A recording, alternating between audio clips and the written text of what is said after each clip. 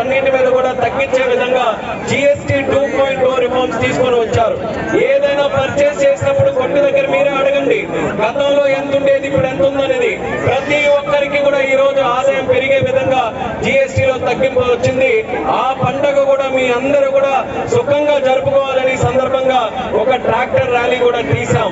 దాన్ని GST 2.0 reforms ని ప్రతి ఒక్కరికి కూడా చేరవేయడానికి ప్రజలందరూ కూడా సహకరించాలని కూడా కోరుతున్నాం. అందులో కేవలం మీ అందరి తాలూకా ఖర్చు తగ్గించడమే కాదు, అందులో ఒక చేయాల్సినటువంటి పవిత్రమైనది ఉంది. Vocal for local. మన స్వదేశీ వస్తువులు కష్టపడి మన భారతీయ తయారీ రంగం మీకోసం ఎన్నో వస్తువులు తయారు చేస్తుంది. కానీ మనం ఏదో మోజు మీద చైనా నుంచి వచ్చిందో, అమెరికా నుంచి వచ్చిందో, బయట దేశాల నుంచి వచ్చాయని దాని మీద ఎక్కువగా ఖర్చు పెట్టి ఆ వస్తువులు కొంటున్నాం.